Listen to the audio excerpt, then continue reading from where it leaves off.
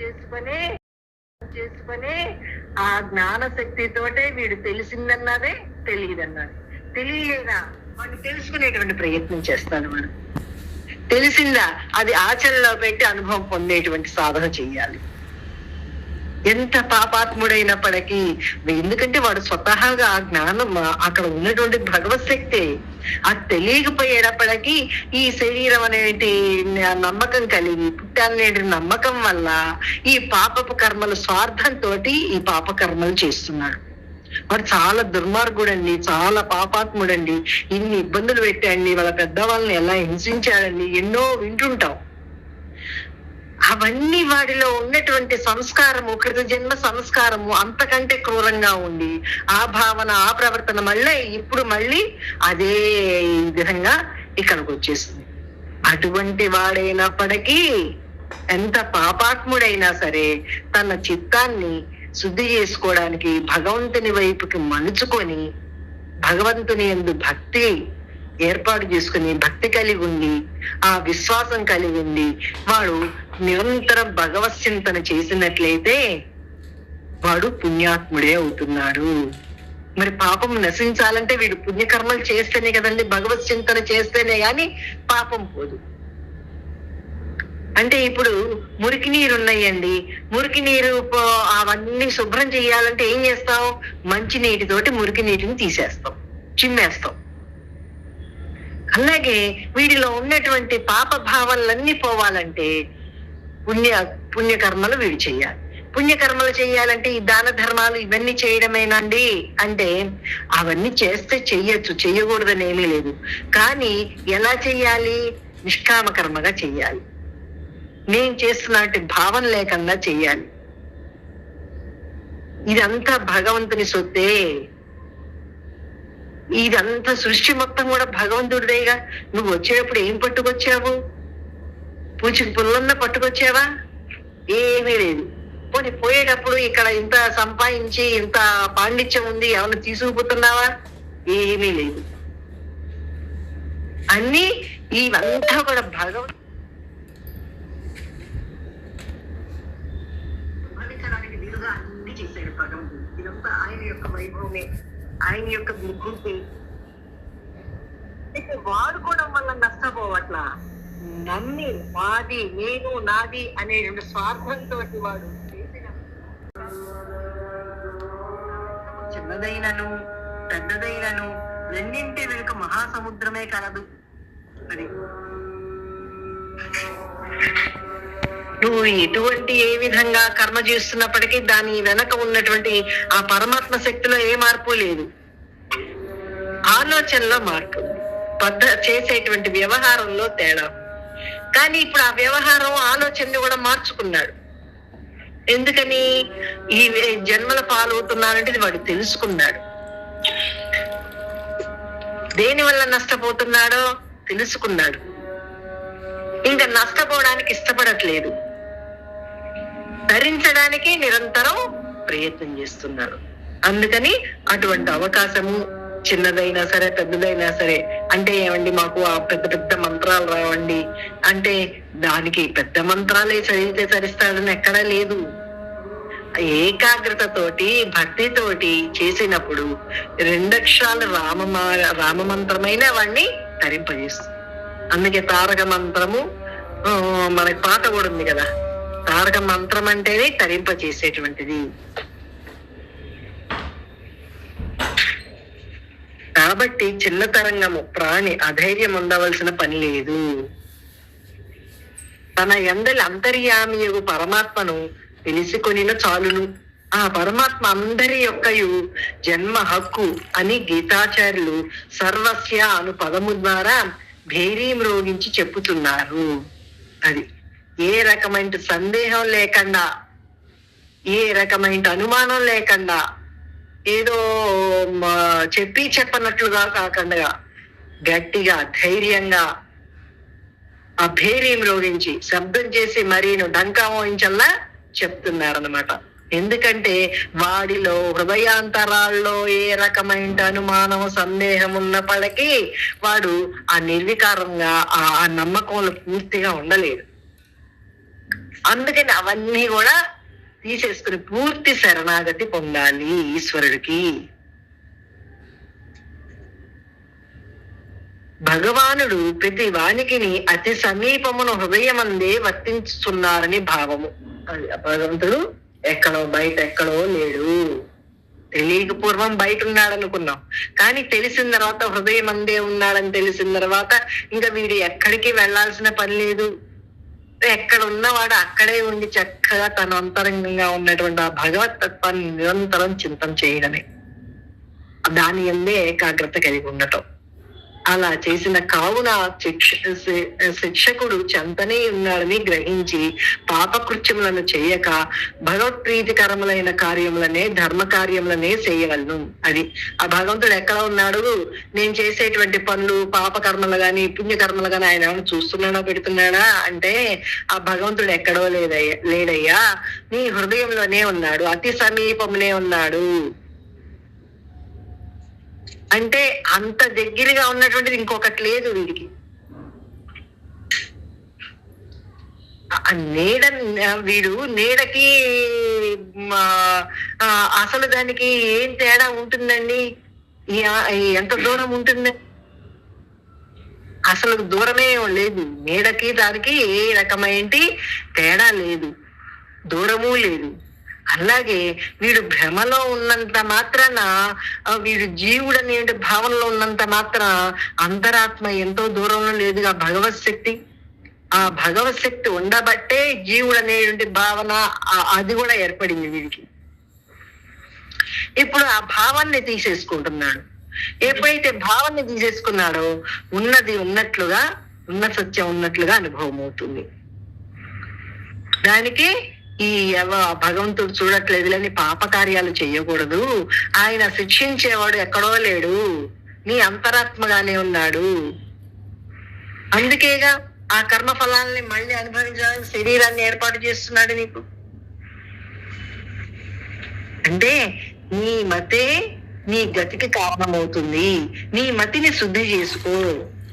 ఎప్పుడైతే నీ మతిని శుద్ధి చేసుకుని ఎప్పుడు భగవత్ చింతన కలిగి ఉంటున్నామో, బ్రహ్మ అంటే జ్ఞానంలో నిరంతరం సమాధానంతో ఉంటున్నాము, సమాస్థితిలో ఉంటున్నాము, అప్పుడు ఇంకా ఆ ఉన్నటువంటి పిచ్చి గీతలన్నీ విడిపేయగలుగుతావు. స్మృతి, జ్ఞానము, మరపు ఇవి అన్నీ మనస్సు యొక్క వివిధ రూపములు. పరమాత్మయో మనస్సునకు అధిష్టానముగా ఆధారభూతుడుగా ఉన్నవారు కావున వారి వల్లనే అవి కలుగుతున్నవని చెప్పబడినది. దీనిని బట్టి కేవలము స్థూల వస్తువులనే కాక అతి సూక్ష్మములకు జీవుని మానసిక ప్రవృత్తులను కూడా భగవానుడు గమనించుచున్నట్లు వారికి తెలియకుండా ఏది మనస్సునందు జరుగుదని స్పష్టమవుతున్నది. నీ మనసులో ఏం తలంచుకున్నావో బయట వాడికి తెలియకపోవచ్చు, కానీ నీకు తెలుస్తుందిగా. ఆ తెలుసుకునేటువంటి జ్ఞానస్వరూపుడేగా భగవంతుడు. అటువంటి ఆ భగవతత్వాన్ని తెలియనటువంటిదంటూ ఆయన శక్తి వల్లనే నీ మనసు ఆలోచన చెయ్యని, నాకు గుర్తుందండి అని చెప్పని, లేదు నాకు గుర్తు లేదండి అని చెప్పడానికైనా, స్మృతికి గాని మరుపుకి గాని అన్నిటికీ అదే శక్తి ఆధారం. వీడి అంతరంతరాల్లో ఉన్నటువంటి ఆ సంస్కారాన్ని బట్టి ఈ స్మృతి, ఈ మరుపు ఇవన్నీ కూడా జ్ఞానం అనేటిది కలుగుతుంది. అందుకని నిరంతరం భగవత్ చింతన చేస్తున్నా అనుకోండి, ఇవన్నీ కూడా ఆ దాంట్లో కలిసిపోతాయి. ఆ ఏకంలో ఇవన్నీ కలిసిపోతాయి. అప్పుడు ఏది చేసినా జ్ఞానంగానే ఉంటాడు, ఆ జ్ఞాన దృష్టిగానే ఉంటాడు. వారి తెలియకుండా ఏది మనస్సునందు జరుగుదని స్పష్టమవుతున్నది. కాబట్టి ప్రతి వారును తమ మనస్సునందు ఎలాంటి అపవిత్రత, మాలిన్యము, దుస్సంకల్పములు, విషయవాసనలు రానీయకుండా భద్రముగా చూచుచుండవలెను. ఆ మనసు ఎప్పుడు ఆ విషయాల వైపు పరిగెత్తకండగా, దుష్ట సంకల్పాలు చేయకండగా, అది చేస్తే ఏం నష్టపోతున్నామో తెలుసుకుంటున్నాం కాబట్టి ఇంకా నష్టపోవడానికి మళ్ళీ జన్మలు కలగడానికి తగినటువంటిది వీడు లోపల చేసుకోకూడదు. చేసుకున్నట్లయితే మళ్ళీ జన్మలే బాబోయ్. జన్మ వచ్చిందంటే మళ్ళీ దుఃఖమే. జన్మ దుఃఖం, జరా దుఃఖం, వ్యాధి దుఃఖం, అన్ని దుఃఖమేనండి. శరీరం రాబట్టి కదా ఈ దుఃఖాలన్నీ కూడా. అసలు శరీరం రాకుండా ఉంటే ఏది లేదుగా అక్కడ. ఇప్పుడు వచ్చేసిందని నువ్వు ఏమి చేయలేవు. ఇంకా రాకుండా ఉండటానికి ప్రయత్నం చేయొచ్చు. దానికే నిత్య నిరంతర ధ్యానము, మంత్రానుష్ఠానము, భగవత్ నిరంతరము చింతన, చిత్తమునందు విషయ చింతన కాకుండా భగవత్ చింతన చేయడము. ఇదంతా కూడా వీడి జీవితం అంతా కూడా అదే అయిపోవాలి. వేదములందు, శాస్త్రములందు అనేక దేవులు, దేవతలు చెప్పబడినప్పటికీ తెలుసుకొనదగిన వాడు ఆ పరమాత్మ ఒకడే అయి ఉన్నారు. బ్రహ్మ విష్ణు మహేశ్వరాది వివిధ దేవులందరూ ఒక్క పరమాత్మ యొక్క వివిధ రూపులై ఉన్నారు. ప్రపంచమున ఒకే చరమ లక్ష్యము, ధ్యేయము, జ్ఞేయము కలదు. అది సచ్చిదానంద పరబ్రహ్మమే, పరమాత్మయే యగును. అది ఇక రూపనామాలు వివిధ రూపాలుగా ఉండవచ్చు, కానీ అన్నిటికీ శక్తి మాత్రం ఒకటిగానే ఉంది. ఆ భగవత్ శక్తిలో ఏ మార్పు లేదు. అందుకని ఈ రూపనామాల్ని చూసి వీడు ఆ రూపనామాల్ని నమ్మకంగా ఆ ఓం నారాయణం పద్మభువం అని మొట్టమొదట ఆ పరమాత్మనే శ్రీమన్నారాయణనే పేర్కొనుచుందరు. అది నారాయణ అంటే నర అంటే ఏమిటంటే నీటి బిందువుని, నీటి బిందువు. ఇప్పుడు సముద్రంలో మనకి ఒక పాట కూడా ఉంది, పాలకడలిపై శేషతల్పమున అని. ఆ పాల సముద్రంలో ఆ భగవానుడు ఆ సర్పము యొక్క పాన్పుగా చేసుకొని పడుకున్నాడు అనేటువంటిది మనకి నారాయణ అంటే అలా అనుకుంటాం. నీరు, నర అంటే నీరు అన్నమాట, నీటి బిందువు. మనకి అమ్మ కూడా జన్మ కారణమైనది ఇట్లా అంటే ఆ నీటి బిందువు మీద దుమ్ము వచ్చి పడింది, గాలికి దుమ్ము వచ్చి పడింది. అది ఈ రూపం రావడానికి, తిన్నటువంటి ఆహారం వల్ల అవయవాలన్నీ ఏర్పడటానికి ఇదంతా తయారైంది. వీటన్నిటి కారణం ఏమిటి? ఆ నీటి బిందువు మీద పడబట్టి ఆ దువ్వు అంటే సంస్కారాలు అది కలిసేటప్పటికి ఈ రూపం వచ్చేసింది. అంటే అందరిలో ఉన్నటువంటి భగవత్ శక్తి అది.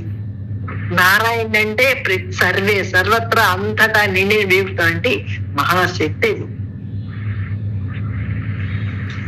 అందుకని ఏది మానవుడు ఏది మొదలు పెట్టినప్పటికీ ముందర భగవంతుని స్మరించుకుంటాడు.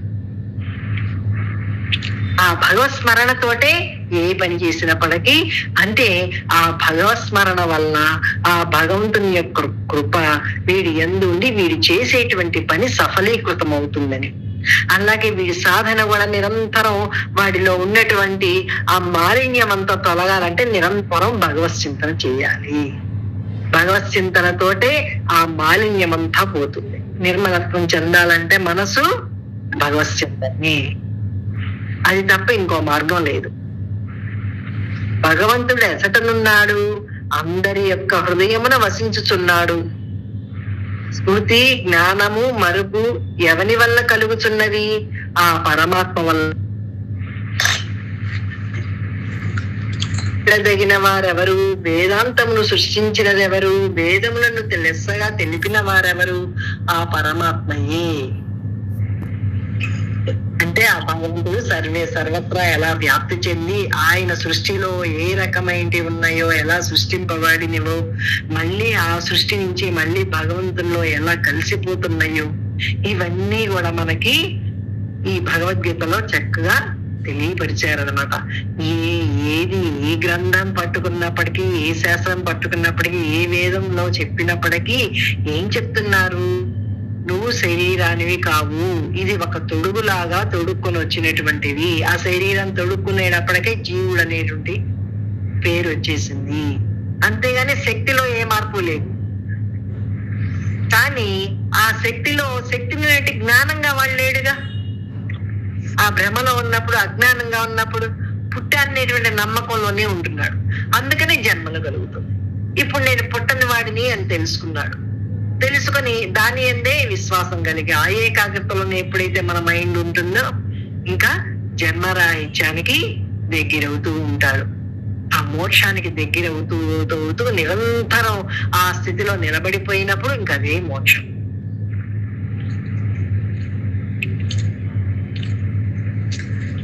నాగలక్ష్మి వచ్చారా? మాట్లాడండి అమ్మ నాగలక్ష్మి. మోక్షం అంటేనే విడుదల. అన్ని ఇంకా వీడు వదులుకుంటే మోక్షంలో ఉన్నట్టే. మానసికంగా అన్ని కనుక వదులుకోగలిగితే మనం మోక్షం, ఇంకా ఉండేది మోక్షమే. వాడి మనసు వేటిని ఆశ్రయించున్నదో వాడు తెలుసుకొని, ఆహా దీనివల్ల ఇది మోహం వల్లే జన్మ. ఆ మోహం కనుక కొట్టేసుకున్నాడంటే మోహం తీసేసి వస్తువులు వాడుకోవచ్చు. ఇక్కడ ఏ వస్తువు లేకపోయినా జరగదు. లేచింది మొదలు పళ్ళు తోముకుంటే టూత్ పేస్ట్ దగ్గర నుంచి టూత్ బ్రష్ వరకు ప్రతి ఒక్కటి కావాలి మనకి. కానీ మోహం ఉండకూడదు. ఆ మోహం వల్లే మళ్ళీ జన్మ, మళ్ళీ చావు. అందువల్ల తెలుసుకొని వైరాగ్యం కలిగి ఇక్కడ ఉండే వాటి పట్ల మనం ఈ మోహం వదులుకొని, గురువు గారు ఒకసారి చెప్పారు నాతోటి, ఎవరికి తెలియదురా వేదాంతం, అందరికి రిక్షావాడికి కూడా మనకంటే బ్రహ్మాండంగా చెబుతాడు. కానీ ఎందుకని ఆచరణలోకి రాదంటే మోహం వదులుకోలేక. చెప్పినంత తేలిక కాదు అసలు ఇది. వేదాంతం చెప్పడం చాలా తేలిక, కానీ అది ప్రాక్టికల్ గా ఉండడం చాలా కష్టం. వాడికి త్యాగ బుద్ధి విపరీతంగా ఉండాలి. అంటే ఏంటంటే మోక్షాపేక్ష ఎక్కువ ఉండాలి. ఇక్కడ ముముక్షుత్వము అని చెప్పారు పెద్దవాళ్ళు. నాకు ఈ ప్రపంచంలో అన్నిటికంటే ముఖ్యమైనది భగవంతుల్లో నేను తిరిగి చేరటమే అనే లక్ష్యం ఉండాలి వాడికి. ఆ లక్ష్యం ఉంటే ఇప్పుడు మనం ఒక పని సాధించాలి అనుకుంటే కొన్నిటిని వదలాలి. మనం పెద్దవాళ్ళందరూ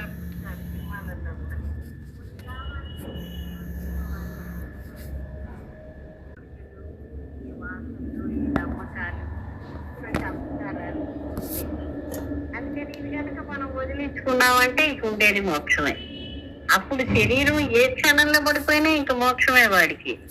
ఈ క్షణం ఇంకో క్షణం అని కాదు. ఇవన్నీ వదిలించుకొని కూర్చుంటే, ఇప్పుడు రైలు మనం ముందే రైలు స్టేషన్ లో కూర్చున్నాం అనుకోండి, ఇంకా రైలు ఎప్పుడు వస్తే మనకేం పని? ఎప్పుడు వచ్చినా ఎక్కిపోతాం మనం. అలాగే ముందే కనుక నీ మనసు ఖాళీ చేసుకుంటే, గురువు గారు ఏం చెప్తున్నారు? కొంప ఖాళీ చేసుకోండి అంటారు. ఈ కొంప కనుక ఖాళీ చేసుకోగలిగితే వాడు ఈ ఎప్పుడు రైలు వచ్చినా ఇబ్బంది ఏం లేదు, ఎప్పుడు మరణం వచ్చినా మనకేం ఇబ్బంది లేదు. అది ఏ క్షణంలో అన్నా రానియండి, కానీ మనం ఖాళీ అయి ఉండాలి. దేని మీద అన్ని వాడుకోవాలి, దేని మీద ఆసక్తి ఉండకూడదు. అంటే ఒక్క భగవంతుడి మీదే ఉండాలి.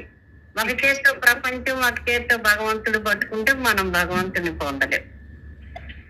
భగవంతుడినే రెండు చేతులతో పట్టుకోగలిగితే, నాయన నువ్వు తప్పకి ఇంకా నాకేం వద్దు ఈ ప్రపంచంలో అని మనం ఆయన గనక శరణాగతి కనుక చేస్తే, గురువుకి ఆయనకి ఇంకుండేది మోక్షమే.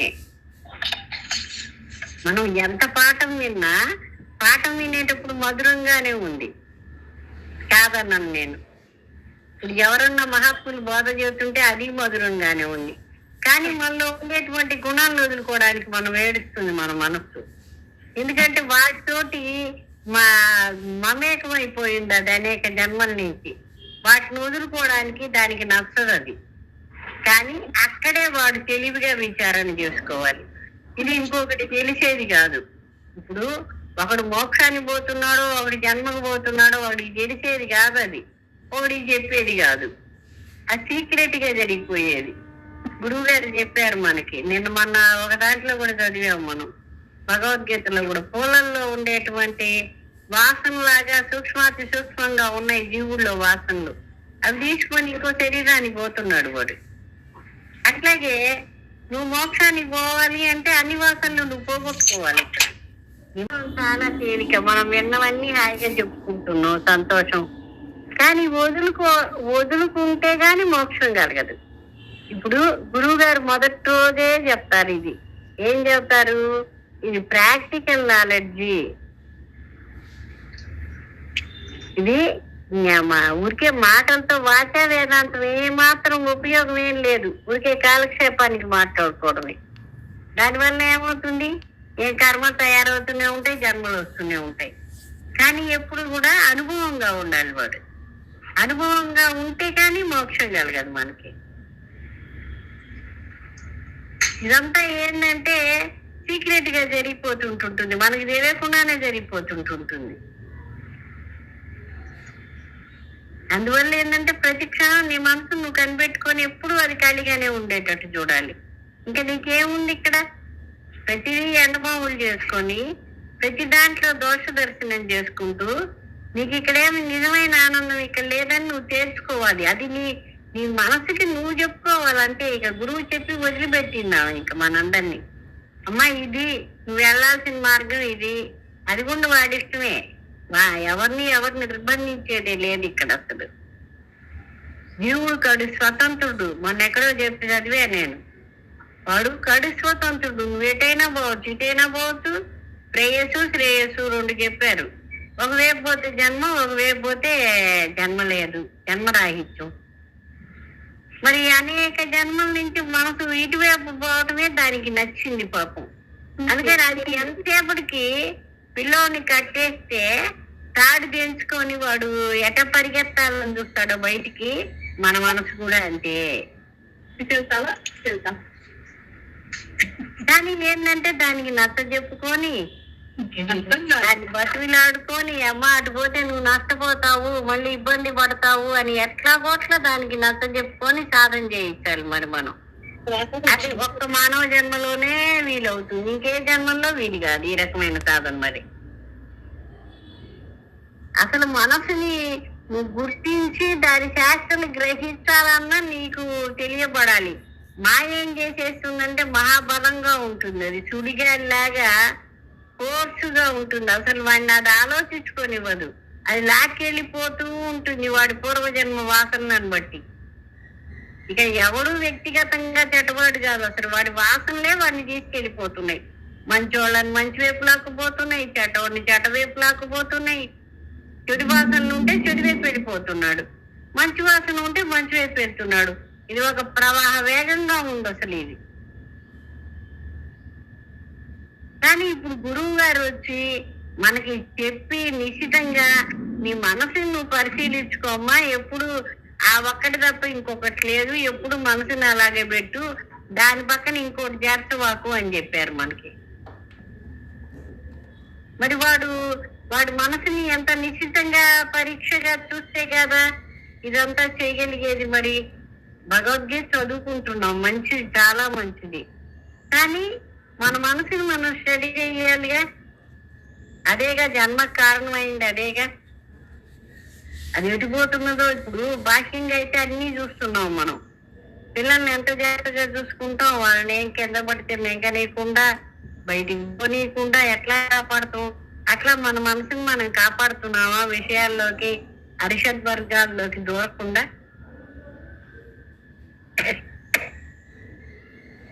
అరిషద్ వర్గాలే జన్మ కారణం అని చెప్పారుగా గురువు గారు.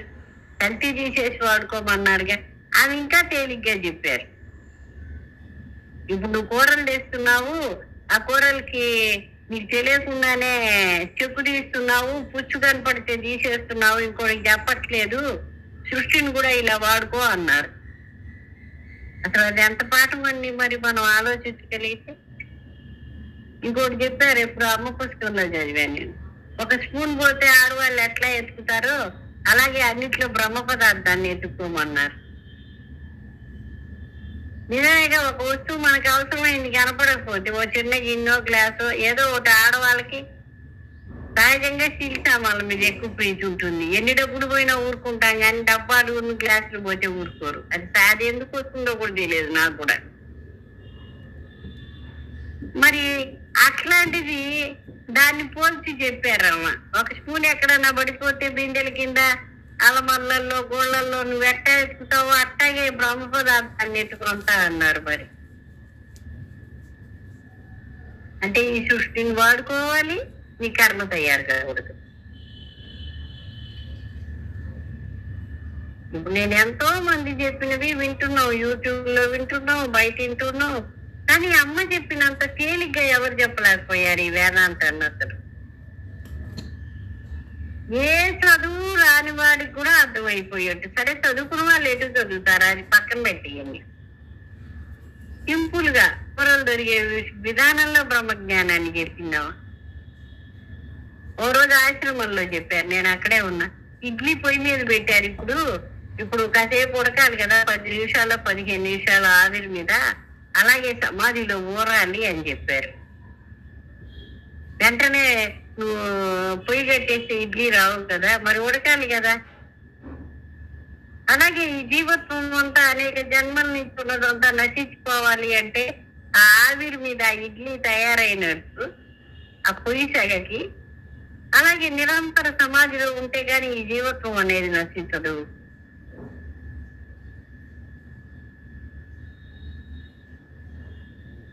ఎంతో మంది వింటున్నా నేను ఇప్పుడు ఇదే పని మనకు అసలు. వాళ్ళు అది చెప్పారు, వీళ్ళు ఇదే బ్రహ్మజ్ఞానం గురించి. కానీ ఎవ్వరు ఇట్లా ఇంత తేలిగ్గా చెప్పలేకపోయారు మనకి.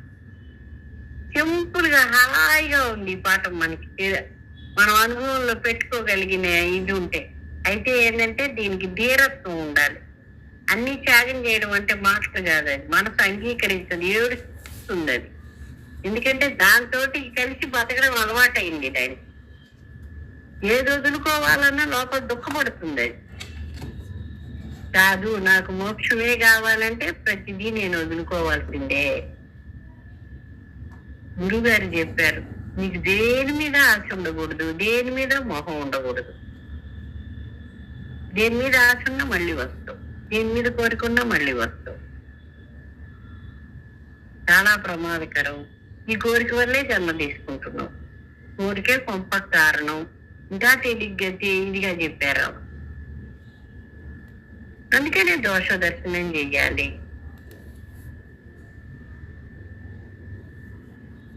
శరీరంతో చేసే వాటి వల్ల మోక్షం కలగదు, అది కూడా చెప్పారు.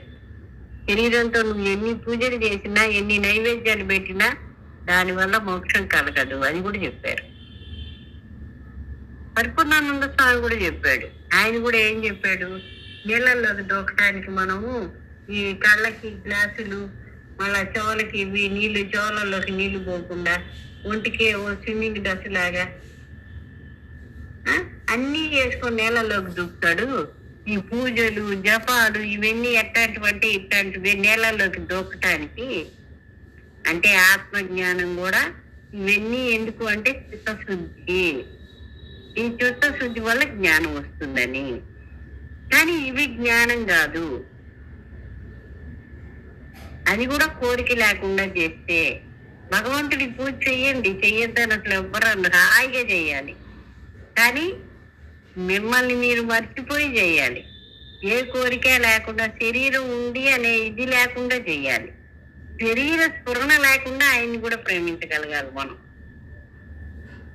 శరీర స్ఫురణ ఉంటే మళ్ళీ ఏదో ఒకటి పుడుతుంది, రోగం అడగాలనిపిస్తుంది. అది లేకుండా చేయాలి ఆయనకి. అప్పుడు ఇంకా దగ్గర అయిపోతాడు. అసలు యోగికి భగవంతుడికి తేడా లేదు, జ్ఞానికి. వాడి మనస్సుని అట్లా సంసిద్ధం చేసుకోవాలి. ఊరికేనే కలగదు మోక్షం. ఊరికే ఎన్నేళ్ళు పాఠం విన్నా మనలో ఉండే గుణాలు మనం వదులుకోకపోతే మనకు మోక్షం కలగదు. ఎవరు ఇచ్చేది కాదు. గురువుని ఎంత నమ్మినా గాని గురువు గారు కూడా ఈ విధానం చెప్పారు. అమ్మాయి నువ్వు ఇట్లా వంట చేసుకోండి, నువ్వు బాగుంటుంది నీకు అని చెప్పారు అనుకోండి, మనం అలాగే తినాలి కదా. జ్ఞానం కూడా అంతే. నువ్వు ఇలా ఉంటే అది నీకు వస్తుంది.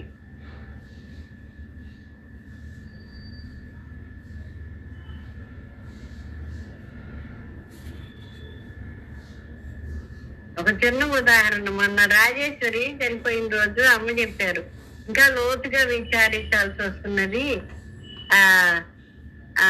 ఇదేంటి మేడ మీద అమ్మాయి చనిపోయాకంటే తర్వాత నేను మాట్లాడా అమ్మ తర్వాత రోజు నాకు గుర్తులేదు. అమ్మ రాజేశ్వరి అంత సాధన చేసింది కదా, ఆమెకు అట్లా అయిందంటే నాకు భయం వేస్తున్నది నేను అన్నా. అంటే అప్పుడు అన్నారు, నీకెందుకు భయం, ఆశలు కోరికలు పూర్తిగా లేకుండా పోయిన వాడేం భయపడక్కర్లేదు అన్నారు. అంటే ఏంది? ఆ ఆశ ఉంటే మళ్ళీ జన్మ ఉంది, అది అక్కడ అర్థం. మనసు ఖాళీ అయిపోయిన వాడు ఎప్పుడు సాగు వచ్చినా భయపడక్కర్లేదని చెప్పారు. అట్లా చేసుకోవాలి, అందరం చేసుకోవాలి. ఈ రోజేదో మనకు ఒకరోజు తెలిసిందని మనం పండితులం కాలేము. ఈ శరీరం పడిపోయే వరకు ఈ మాయ అనేది ఎప్పుడు కొంచెం ఉంది, అది మనల్ని దొంగ. అది ఇప్పుడు బీపీ షుగర్లు వచ్చినాయి ఒంట్లోకి అనుకున్నాం, అది ఏ పూట మాత్రం అయిపోతే రెండో పూటకి విజృంభించి శరీరాన్ని నాశనం చేస్తుంది. అలాగే పచ్చంగా కూడా ఉండాలి, మందు వేయాలి, అన్నీ చెయ్యాలి. అన్నీ ఉంటేనే అది అదుపులో ఉండేది.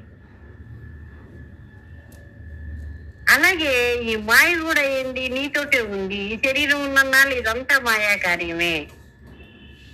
ఏది మాయ కాదు? ఇంట్లో ఉన్న వాళ్ళందరూ మాయే కదా. మరి ప్రతి క్షణం నువ్వు మాయతోటే కదా కలిసి జీవిస్తున్నది. మరి ఏ క్షణానైనా నీ మనసు ఏమాత్రం ఇది దొరికినా కూడా అది లోపరుచుకోవాలని చూస్తుంది మాయ. ఏమాత్రం అవకాశం ఇచ్చినా కూడా లోపలికి దూరుతుంది అది. అందుకని అసలు దీంట్లో నేను నిష్ణాతురాలనైనాను అనుకోవడానికి లేదు ఎవడు కూడా. నిత్య విద్యార్థి, ప్రతిరోజు నీకు పాఠమే. ఇంకా ఇంకా ఇంకా ఇంకా ఇంకా డెవలప్ అవ్వాలా. అందుకనే రక్తగతం, మాంసగతం, మధ్యగతం అవ్వాలి. ఎందుకంటే మాయలోనే ఉంటున్నావు. ప్రతి క్షణం నీకేదో జ్ఞానం వచ్చిందని వాళ్ళకి కలగదు. వాళ్ళ వాసనలు పోవు వాళ్ళది, ఎందుకంటే వాళ్ళు సాధన చేయట్లేదుగా. మరి కానీ నువ్వు అక్కడే ఉండాలి అంటే విషయం చెప్తున్నా. నువ్వు అక్కడే ఉండాలి, నువ్వు దానిలో కలవకూడదు, దాన్ని వాడుకోవాలి, దాంతో సంబంధం లేకుండా ఉండాలి. మరి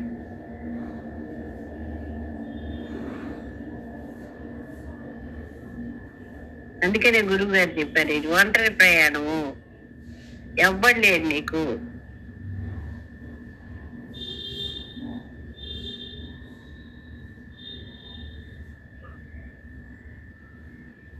ప్రతి ఒక్క క్షణం ఆ ఏకాగ్రతలో మనసుని మనసుకి దేన్ని చూపించకుండా ఆ భగవంతుడినే నిరంతరం నువ్వు చూపించగలగాలి. అది ఎంత కష్టమో చూడండి. కష్టం అంటే మళ్ళీ కష్టం కాదు, దీని మీద ఇంట్రెస్ట్ ఉంటే వీడికి ఇక్కడికి అనేక జన్మలు విసుగు పుట్టి వైరాగ్యం కలిగిన వాడైతే ఇంకా భగవంతుడినే చూపిస్తాడు. ఆయన పాదాలే ఇవ్వాలి దానికి, ఇంకోటి లేదు. ఇంకోటి కనపడింది అంటే నీకు జన్మ ఉంది ఇక్కడ.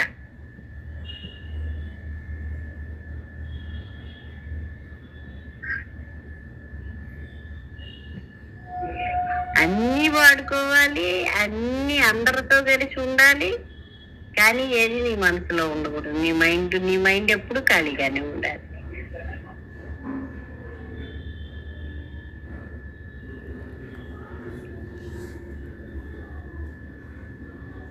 మరి అలా మనం ఉండగలుగుతున్నామా?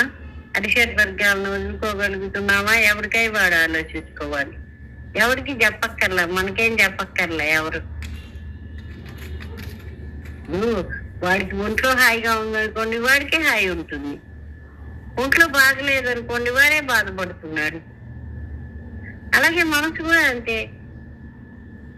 నాకు మోక్షం కావాలి అంటే నేను వదిలేయాలి, తప్పదు. ఇక జన్మ కావాలంటే మనం ఉండేదాని రీతిలో ఉంటే చాలు, ఎన్ని జన్మలైనా వస్తాయి. ఈ జన్మ కర్మ ఇది పోగానే ఇంకోటి వస్తుంది, రెడీగా ఉంటుంది. అయితే మనం చేసుకున్న దాన్ని బట్టి మానవ జన్మ ఇస్తాడో ఇవ్వడం అని తెలియదు, కానీ ఏదో ఒక జన్మ మట్టుకొస్తుంది. మొన్నెప్పుడో చెప్పారు గురువు గారు, ఎంత కష్టం అమ్మాయి, వేరే వేరే జన్మల్లోకి పోతే పాపం ఆహారం తెచ్చుకోవడానికి వెళ్తాయి, మళ్ళీ పాపం ఇంటికి వస్తాయో కూడా, గూటికి వస్తాయో రావో కూడా తెలియదు, మధ్యలోనే చచ్చిపోతుంటాయి కొన్ని జీవులు.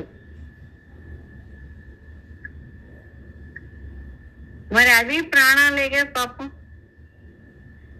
మరి అలాంటి జన్మలకి వెళ్తే మనకేం తెలుసు ఏ జన్మ ఇస్తాడో ఈశ్వరుడు, మరి తెలియదుగా మనకి.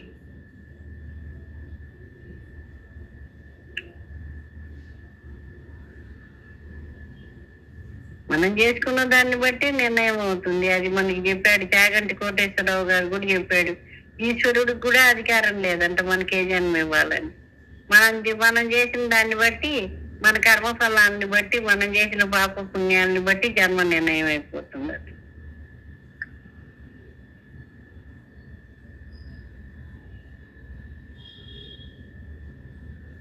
అందుకని మనం ఎంత జాగ్రత్తగా ఉండాలి. ఇన్నాళ్ళు తెలియదు, మనం ఏదో నా మనసు చెప్పినట్టు నడుచుకున్నాం గురువు రాకముందు. ఇప్పుడు గురువు గారు వచ్చి చెప్పారు విశదంగా, ఇది మీ పరిస్థితులు ఇది అని చెప్పారు.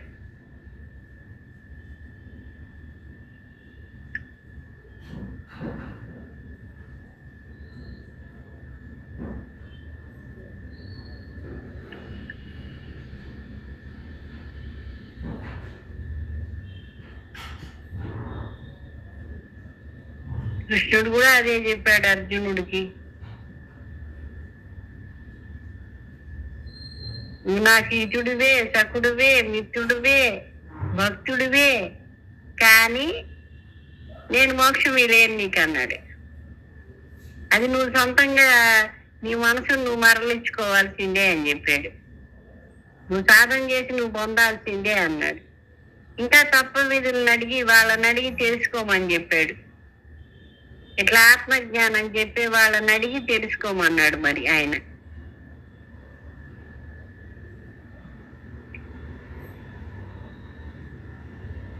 అందుకనే ప్రతి వాళ్ళు కూడా వాళ్ళ మనసుని ఎంతో జాగ్రత్తగా ఉంచుకొని, అది ఎటుపోతున్నదో చూసుకొని, పాఠం వింటున్నాం మంచిదే బాగుంది, కానీ మన మనసుని మనమే కనిపెట్టుకొని ఉండాలి. అదేం చేస్తున్నదో చూడాలి, దేనికి లోపడుతున్నదో చూడాలి, మాయ ఏ విధంగా మనల్ని లోపరుచుకుంటున్నదో చూడాలి. అరిషడ్ వర్గాలు ఎంతవరకు మన మీద పనిచేస్తున్నాయో చూడాలి. మనసు ఖాళీగా ఉందో లేదో చూసుకోవాలి.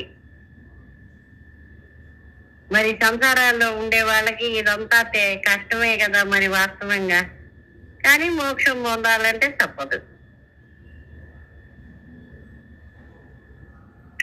ఒక వస్తువు పొందాలి అంటే ఒక వస్తువును మనం త్యాగం చేయాల్సిందే.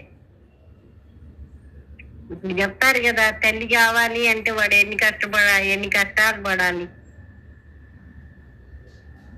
ఎన్ని ఓర్చుకోవాలి, ఎన్ని బాధలు ఓర్చుకోవాలి. ఆ 9 నెలలు అందరికీ ఆరోగ్యాలు బాగుండవు కదా.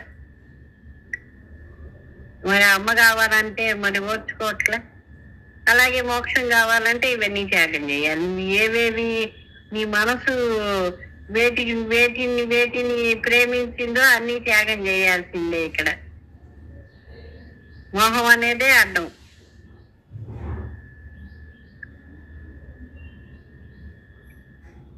అది మనకి ఎంతవరకు జరిగింది, ఎంతవరకు ఇట్లా ఉన్నాము. సత్సంగం వింటాం మంచిదే, చాలా మంచిది మామూలు మాటలు ఏంటంటే, కానీ అది ఆచరణలోకి రావాలి. ఆచరణలోకి వచ్చినప్పుడేగా అనుభవంలోకి వచ్చేది మనకి.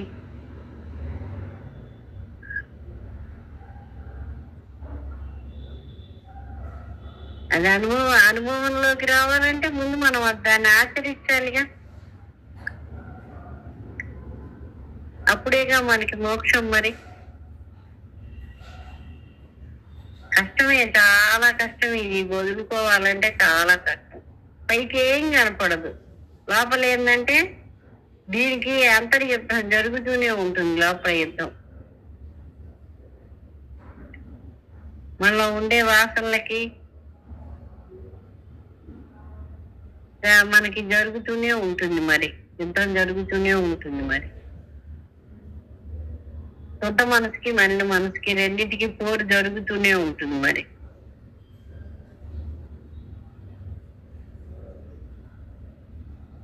అదే చెప్పాడు విద్యాప్రకాశానంద స్వామి వారు. 2 పొట్టేళ్లు కనుక ఢీకొన్నట్టు మనసు పూర్వజన్మ సంస్కారాలు ఈ జన్మ సాధన 2 కలిసి కొట్టుకుంటుంటాయి. ఏది గనక ప్రబలంగా ఉంటే అటువైపు మొగ్గు చూసుకుంది, పూర్వజన్మ వాసనలు ప్రబలంగా ఉంటే అట్లా లొంగిపోతుంది మనసు. లేదు ఈ జన్మలో సాధనా బలం ఎక్కువ ఉంటే ఆ వాసన నన్ను మనసు జయిస్తుంది అన్నాడు ఆయన. క్షుణ్ణంగా చదివితే గీతామ్మ గ్రంథం మొత్తం మనకే అర్థమవుతుంది.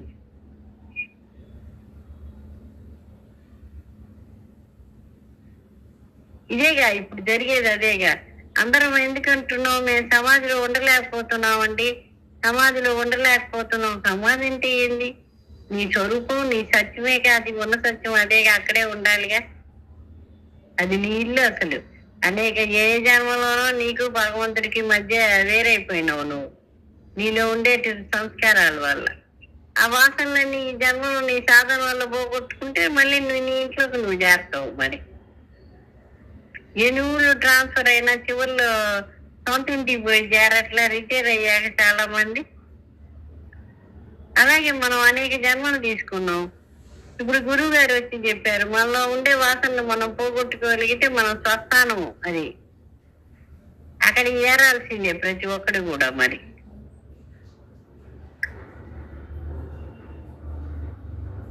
అలా చేరాలంటే ఏం అడ్డంకులు ఉన్నాయో అవి ఎవరికే వాడి తీసేసుకోవాలిగా.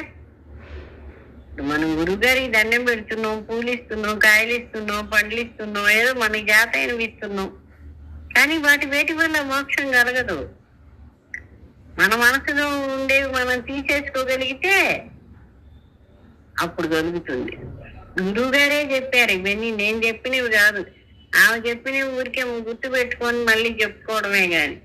ఆమె ఒకసారి చెప్పారు, నేను మీలాంటి మనిషి, నేనేమి ఇవ్వగలను, అదే చెప్పాను. నేనుగా ఏం సంకల్పిస్తాను, అసలు మీ ఆలోచన మీ దగ్గరే ఉంది, మీ మనసు మీ దగ్గరే ఉంది, మేము చెప్పిన పాఠం మీ దగ్గరే ఉంది, తేల్చుకోవాల్సింది మీరే అన్నారు.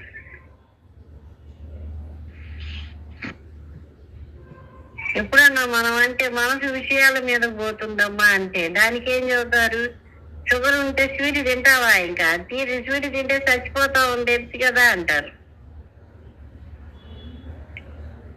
అది మనకు మనం నేర్చుకోవాలి. ఇంకా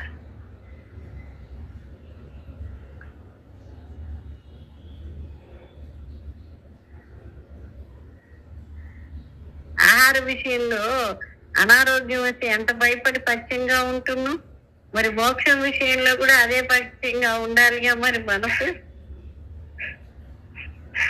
అది ఎవరికి వాడు తేల్చుకోవాలి. సత్సంగం వింటున్నాం, ఆ సత్సంగంలోని మనం ఎంతవరకు ఆచరణలో పెట్టగలుగుతున్నాం. ఆచరణలో పెడితే కదా మనకి జన్మ లేకుండా పోయేది. మనం జన్మ లేకుండా పోవాలని కదా మనం ఈ సత్సంగానికి రావడం. కాలక్షేపానికి చెప్పుకోవట్లా, ఇది ఎంతవరకు ఆచరణలోకి వస్తున్నది అనేది చూసుకోవాలి. మనం చూసుకొని ప్రతి ఒక్కడు కూడా గురువు గారు ఏమంటున్నారు, అందరూ ఉద్ధరించబడాలి. అందరూ ఉద్ధరించబడాలంటే అందరూ ఆవలాగా అవ్వాలిగా. ఆవలాగా అయితేనేగా అవన్నీ త్యాగం చేసేసింది కావా.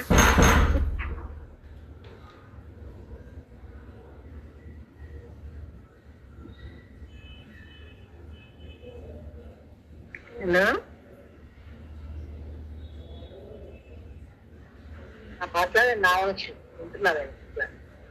వినపడుతుంది, వినిపిస్తుంది. అట్లా మనం ఉండగలుగుతున్నావా లేదా? ఎవడికి వాడు చూసుకోవాలి. ఇంకోటికి చెప్పక్కర్లే, ఎవ్వడికి చెప్పక్కర్లే. అందరూ అనుకుంటున్నాం ఎందుకు సమాజంలో ఉండలేకపోతున్నారు అంటే లోపల విషయ బలం ఎక్కువ ఉండి జ్ఞానాన్ని దోషేస్తుంది. రెండున్న ఎవడు బలవంతుడైతే వాడే ఉంటాడు ఇంట్లో, బలహీనుణ్ణి వెనక్కి ఇంట్లో నుంచి బయటికి నెట్టేస్తాడు. చూడండి ఎక్కడైనా. అంటే జ్ఞాన బలం కనుక మీరు ఎక్కువ సంపాదిస్తే విషయాన్ని నెట్టేస్తుంది ఆ జ్ఞానం అనేది. మొదట్లో నాకు తెలియదు ఇదంతా. అసలు గురువు గారిని నేను తట్టి అడిగేదాన్ని, అమ్మ నేను విషయాల్లో పోతున్నది, నా మనసు విషయాల్లో పోతున్నదని. అప్పుడు గురువు గారు చెప్పారు నాకు, జ్ఞానం పెరిగే కొద్ది విషయం పోతుంది, జ్ఞానం పెరిగే కొద్ది విషయం పోతుంది అనేవాళ్ళు. అంటే ఏంటి, నిరంతర సమాధిలో ఉండేసరికి ఉంటే ఎవరైనా, ఇది నాకు ఒక్కదానికే కాదు అందరికీ ఇదే. నిరంతర సమాధిలో ఉంటే విషయం వచ్చినా గాని ఇప్పుడు జ్ఞానం ఏం చేస్తున్నది? విషయాన్ని నెట్టేస్తున్నది ఏదన్నా వచ్చినా కూడా.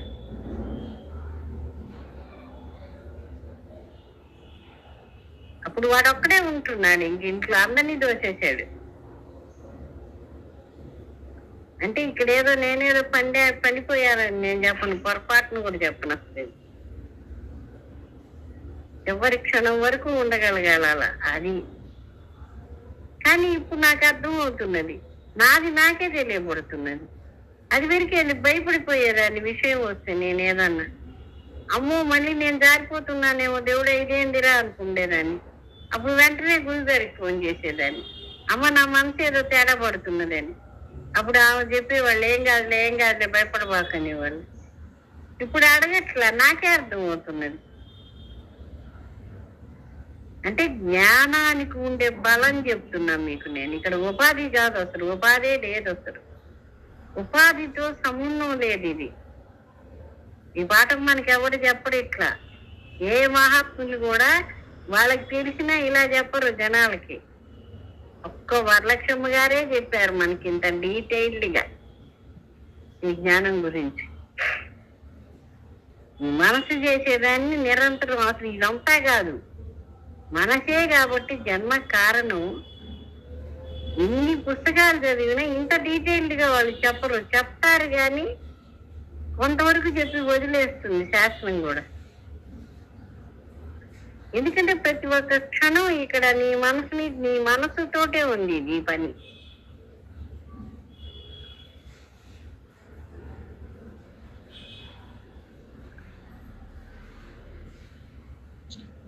మనసు విషయాల్లోకి వెళ్ళినప్పుడు ఆ మంత్రబలం బాగా ఉందనుకోండి, ఈ విషయాలు దాంతడే అక్కడ తెలియపోతుంది. ఇప్పుడు అలాగే సమాధి స్థితిలో ఉంటే ఈ సమాధి ఏం చేస్తుంది? ఒకవేళ ఇక్కడ ఈ సంసారంలో ఉన్నా నేను మామూలుగా అందరూ ఏదైనా విషయం లోపలికి దూరినా గాని రావాలని ప్రయత్నించినా ఈ జ్ఞాన బలం దాన్ని తోసేస్తుంది పక్కకి. అప్పుడు నువ్వు ఏళ్ళ తరబడి ఈ జ్ఞానంలోనే నిలబట్టి ఉండటం అలవాటు ఉంది కాబట్టి మనకి. అవునమ్మా, సత్యమే చెప్పేది. అందుకే అభ్యాసము, వైరాగ్యము. ఇక్కడ వైరాగ్యం ఉండాలి. ప్రతిదీ ఎండమావే, నీకు ఎక్కడా దాహం తీరదు. ఎండమావుల్లో నీళ్లు దొరకవు. ప్రతి సెకండ్ నువ్వు చూసుకుంటూ ఉండాలి, నేను ఎలా వెళ్తున్నాను, నేను ఎలా ఉంటున్నాను, విషయాలు వెళ్తున్నానా లేదా. ఒక నాటకంలో వీడి పాత్ర పోషణ అంతే ఇక్కడ. అవును, నువ్వు నీ పాత్ర నువ్వు చేయడానికి పంపించాడు భగవంతుడు. నీ కర్మానుసారం ఒక పాత్ర ఇచ్చి తోచాడు, కిందకి వెళ్ళి అన్నాడు. అంతేగాని అది వరకు తెలియదు, ఇది వరకు ఇదే నిజం అనుకున్నాం. ఇప్పుడు తెలిసిన తర్వాత మరి ఇంకా అజ్ఞానంలో ఉంటే అట్లా. ఇప్పుడు అర్థమైంది, ఇది ఒక పాత్ర పోషణ. దీని కథలో కర్మలో ఏమున్నాయో అన్ని జ్ఞానం వచ్చినంత మాత్రం ఇక్కడ ఏది మారదు. ఏటు చేతి నీ కర్మలో ఏమున్నాయో అన్ని జరగాల్సిందే. ఎవరు మారరు, ఏది మారదు. కానీ నీ మైండ్ మారాలి ఇక్కడ. నీ మైండ్ మారాలంటే నీ కేవలం సాధనతోటే మారాలి, ఇంకే మార్గం లేదు ఇక్కడ. దిక్కులేదు. గురువు గారి దగ్గరికి నువ్వు 100 సార్లు పోయినా, వాళ్ళ ఇంట్లో కూర్చున్నా కూడా నీ సాధన నువ్వు చేయాల్సిందే. గురువు గారే చెప్పారు నాకు. అమ్మా నీకు అన్నీ చెప్పాను, ఇప్పుడు అదే చెప్పారు, నీకు షుగర్ ఉంది, స్వీట్ తింటావా, పక్కనే పెడితే చచ్చిపోతావు అని తెలుసు కదా. ఇది కూడా అంతే అమ్మా, విషయం జోలిపోతే చచ్చిపోతావు అని చెప్పారు.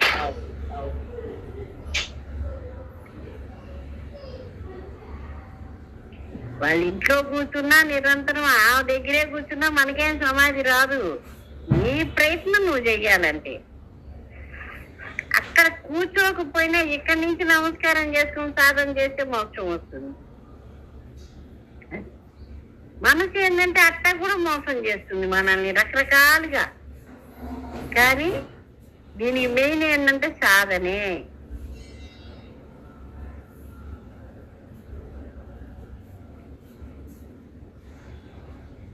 సాధన కావాలి. ఆ సాధన చేస్తుంటే గురువు గారికి కూడా మన మీద ఒక రకమైన అభిమానం ఏర్పడుతుంది.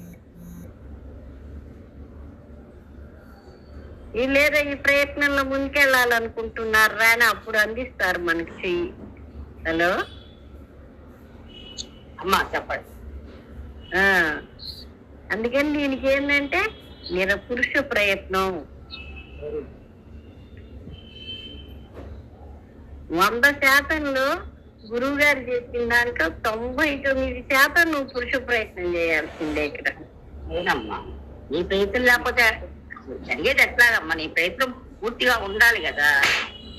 అది నీ ప్రయత్నం లేకుండా జరగాలి, నాకు మోక్షం అందుకనే కావాలి. ముందు అసలు వీళ్ళు ఏం చెప్తున్నారు 1కి 2 సార్లు వినాలి.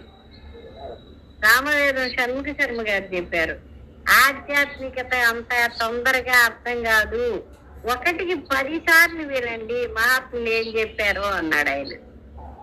సత్యం 1కి 10 సార్లు వినండి. ఇప్పుడు భగవద్గీత 10 సార్లు కాదు, 100 సార్లైనా మనం చదవాల్సిందే. ఎందుకంటే మనకి అర్థమయ్యి అది అనుభవంలోకి వచ్చే వరకు మనం చదువుతూనే ఉండాలి. అది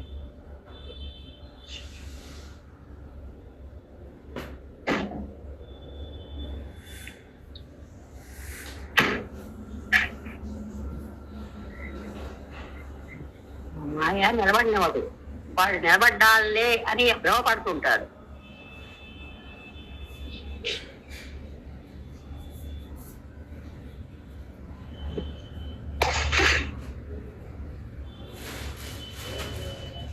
అందుకని నిరంతర సాధన, శ్రవణ మనన్నిధి అవన్నీ కావాలి ఈ మార్గంలో మనం ముందుకెళ్ళాలంటే.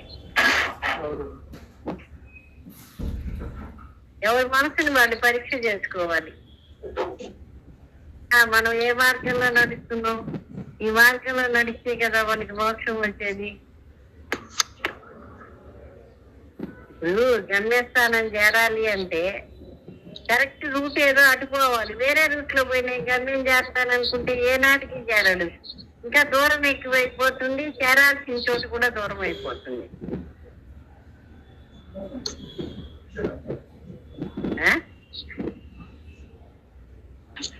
ఇదేమ్మా సాధన చేయకురా నరుడా, సాధ్యము కానిది లేదురా అని చెప్పి మన పాట కూడా ఉంది.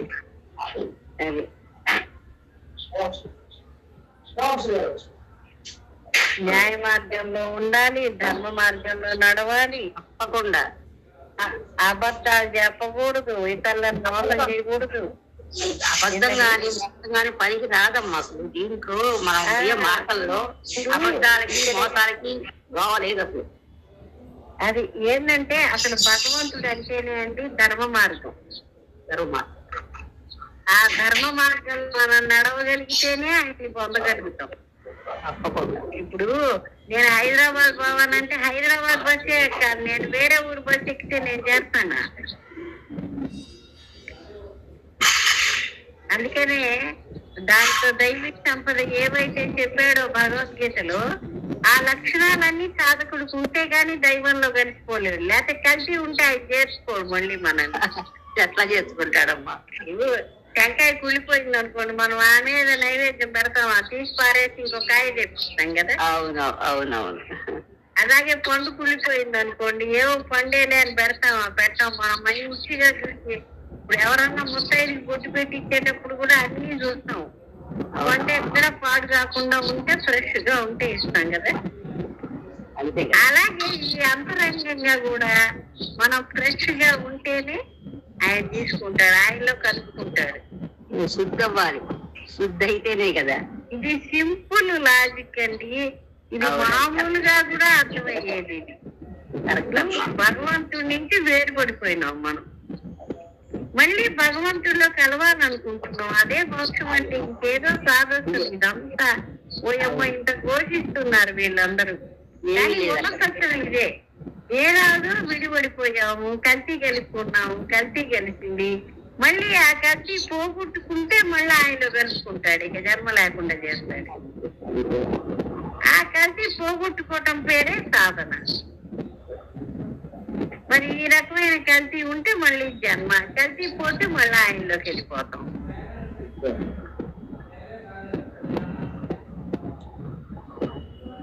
ఏ సుభాష్ని సత్యం అదే కదమ్మా. ఎవరు చెప్పినా నేను చేసిన సత్యాన్ని మా దాటే కదమ్మా. అది ఆ కల్తీ ఉంటే మళ్ళీ అదే గురువు గారు చెప్తారు, సృష్టి వాడుకోవాలి, కల్తీ ఉండకూడదు.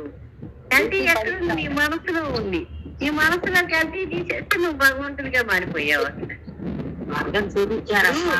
ఒక రాయిని తీసుకొచ్చి దేవుడు విగ్రహంగా మార్చాలనుకున్నాం.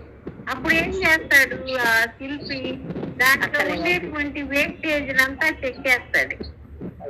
ఎన్ని దెబ్బల్లో భగవంతుడి విగ్రహంగా మారిపోతుంది అది కదా. మరి అలాగే మనం కూడా ఇలా తయారైతే మళ్ళా జన్మ లేకుండా పోతుంది మనకి.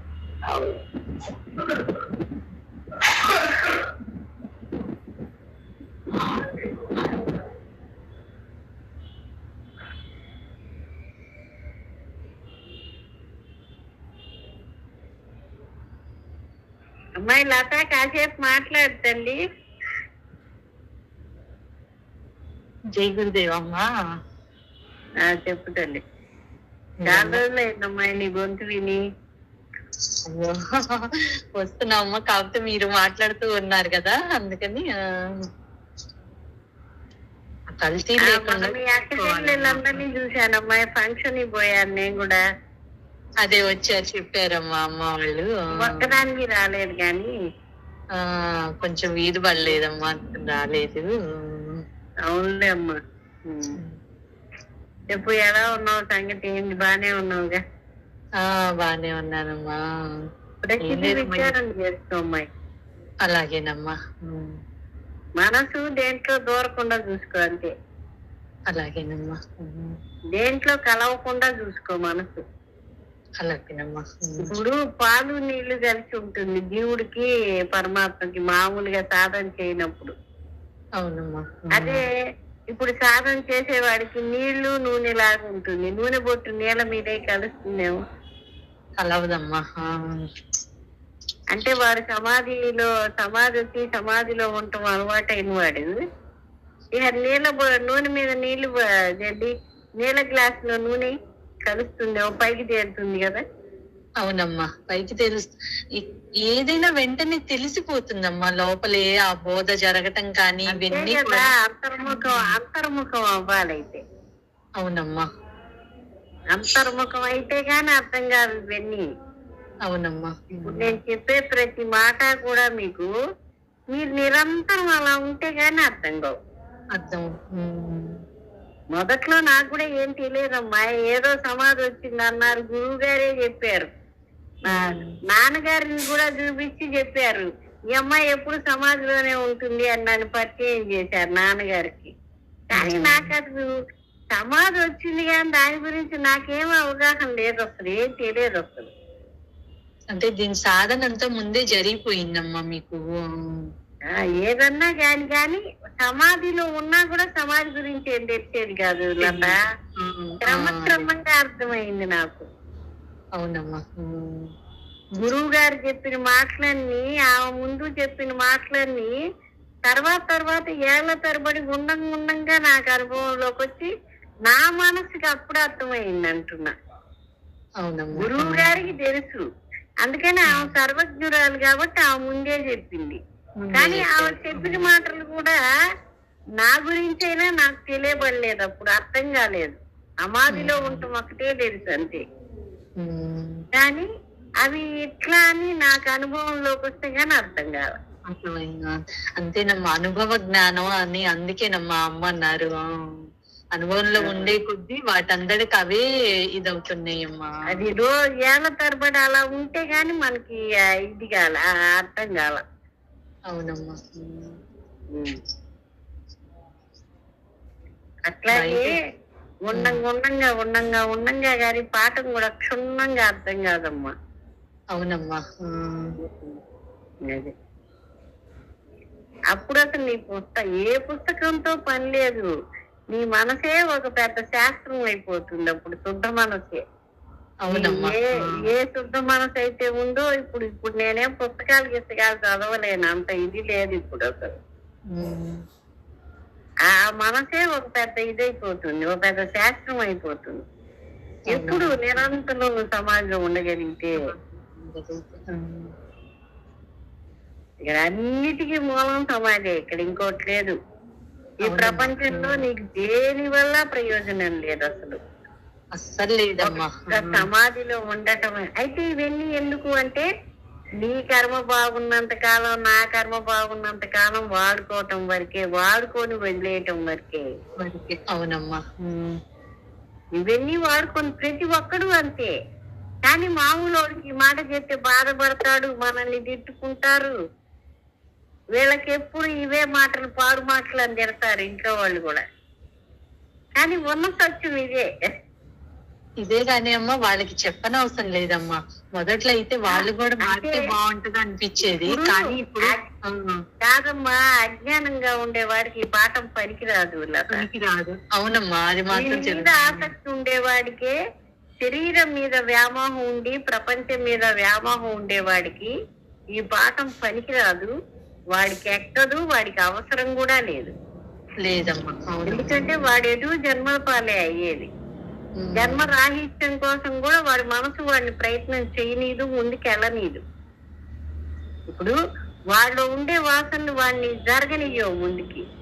అందువల్ల వాళ్ళకి లేదు ఈ పాఠం. ఇది ఎవరికి అంటే దీని మీద ఆసక్తి ఉండేవాడికే ఈ పాఠం. అవునమ్మా. అది అందుకని ఇది కేవలం మన గ్రూప్ లో వాళ్ళకి, మన సత్సంగంలో వాళ్ళ వరకే ఇది చెప్పాలి. అవునమ్మా. అందుకేనమ్మా ఒంటరి పోవాలనుకుంటున్నాం. ఇప్పుడు శరీరంతో హాయిగా ఉండి ఇక్కడ సుఖాలు అనుభవించాలనుకుంటే వాడికి ఈ పాఠం ఎక్కడ అందుతుంది? పనికిరాదు. వాడికి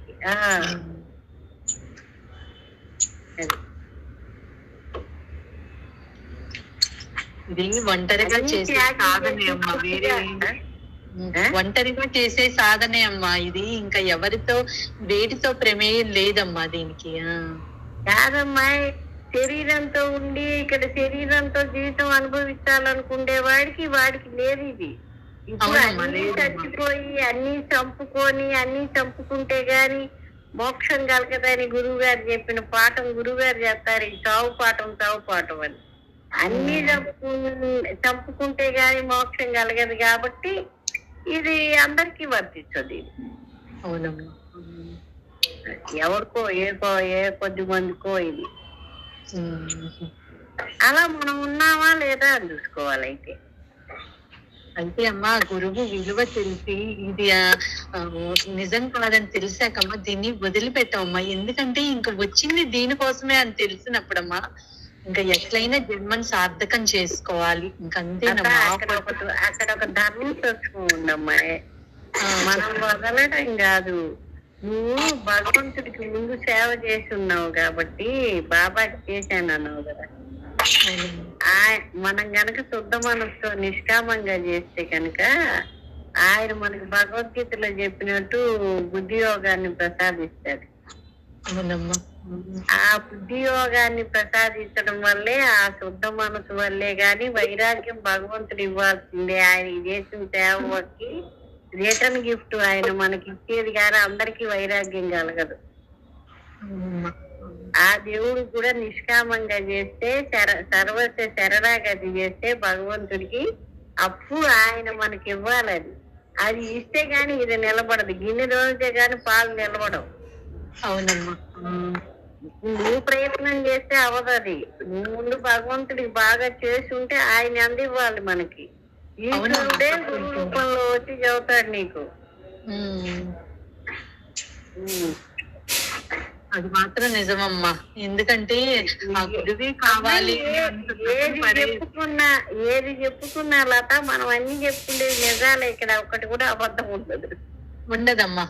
ఎందుకంటే మనం చదివినవన్నా చెప్పుకుంటున్నాం, లేదా మహాత్ములు చెప్పినవన్నా చెప్పుకుంటున్నాం, శాస్త్రం చెప్పినవన్నా చెప్పుకుంటున్నాం. ఇంకా అబద్ధం ఎక్కడ ఉంటుంది? ఇక్కడ ఉండదమ్మా. మనం సొంతంగా వివరించి చెప్పుకుంటున్నామమ్మా. ఇది మనం సొంతంగా సృష్టించలా. అవునమ్మా, లేదమ్మా. వాళ్ళు చెప్పింది మనం మననం చేసుకుంటున్నాం అంతే. అవునమ్మా. ఇప్పుడు మనకి అనుభవంలో తెలుస్తున్నా అందరికి వరుగుతున్నది ఆ వైరాగ్యం. ఇప్పుడు ఒక్కసారి నువ్వేమన్నావు, ఒక్కసారి పట్టుకుంటే వదలదు అన్నావు. ఎందుకని? దాని గురువు గారే చెప్పారు నాకు, నీ మనసు శుద్ధమైతే దాన్ని పట్టుకుంటే ఇంకా వదలదు. మనసు శుద్ధం కాని వాడిని పట్టుకోమను, దాన్ని పట్టుకోగలడేమో పట్టుకోలేడు. కానీ ఒకటి, అట్లాని ఎవరిని మనం ఏది అనకూడదు. వాడి స్వప్రయత్నంతో వాడి మనసును వాడు శుద్ధం చేసుకోవచ్చు. అవునమ్మా. ఇది వాడి ప్రయత్నంతో వాడు బాగుపడాలి. అవునమ్మా. ఇప్పుడు మానవ జన్మ ఒక్కటే అవకాశం ఉంది బాగుపడాలి. అందుకే ఇవాళ పాఠంలో కూడా వచ్చింది అదే, ఎంతటి పాపాత్ముడైనా సరే భగవద్గీతను నిరంతరం చేస్తూ ఉంటే వాడు పుణ్యాత్ముడుగా మారి మోక్షం పొందుతాడు. ఈ ఒక్క అవకాశం ఉన్న జన్మ ఈ జన్మ. మానవ జన్మే ఏ జన్మలకి లేదు అది. ఇప్పుడు ఆ జీవరాశులకి బుద్ధి పెరగదు కదా సుభాష్ని. అవును, మైండ్ కొంతవరకే కదా పనిచేసేది వాటికి. కానీ బుద్ధి ఉండదన్నమాట వాటికి. ఆ బుద్ధి వికాసం చెంది ఉండదు. అవునవును.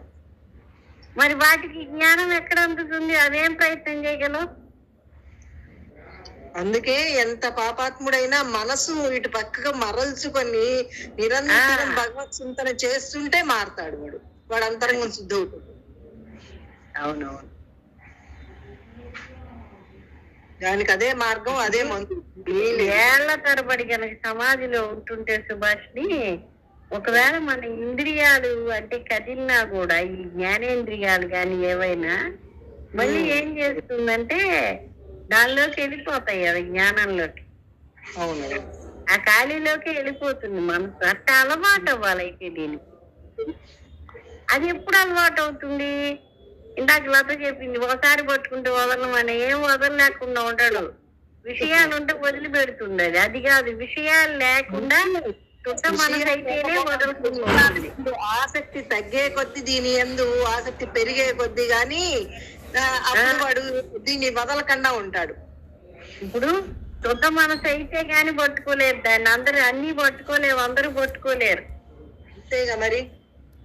పట్టుకున్నా నిలబడదు.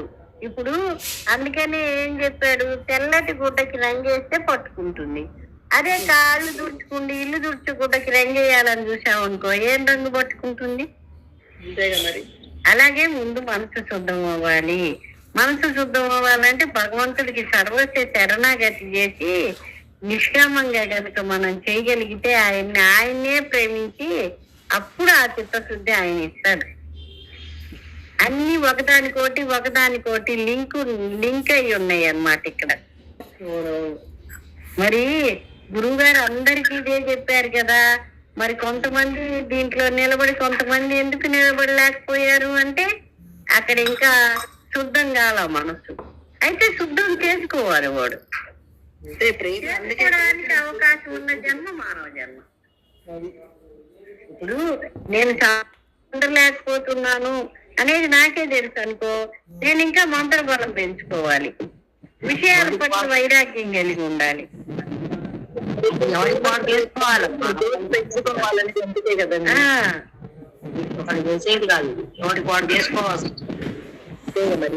అంతే కదండి. ఇప్పుడు మనకు బాగాలేకపోతే మనమే మందులు వేసుకుంటున్నాగా టైం ప్రకారం గుర్తు పెట్టుకొని. అంతే కదా, మన శరీరం బాగుండాలని మనకి ఎవరు చెబుతున్నాడు? ఈ పదార్థాలు తింటే చచ్చిపోతామని డాక్టర్ అంటే మనం పోతున్నాము దాని జోలికి. ఎక్కువేళ్ళు బతకాలని కోరిక కదా, మరి జాగ్రత్తగానే ఉంటాడుగా. ఇవన్నీ ఎవరు చెబుతున్నాడు? మరి అది ఇప్పుడు ఇక్కడ బాహ్యంగా మనం ప్రతి జాగ్రత్త ఇక్కడ బతకడానికే పెట్టుకుంటున్నాం కదా. మరి మోక్షం పొందాలంటే గురువు చెప్పిన జాగ్రత్తను మనం పాటిస్తే పొందుతాం. దీప మాట్లాడతామ్మా, మాట్లాడరా. ఆన్ చేసావు, మాట్లాడన్నా.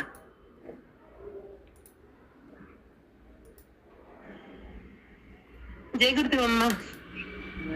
బై మిస్టేక్ వచ్చిందమ్మా, బై మిస్టేక్ వచ్చింది అది. సరే సరే.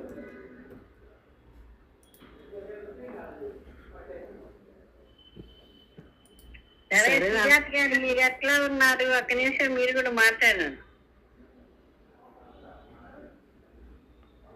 హలో,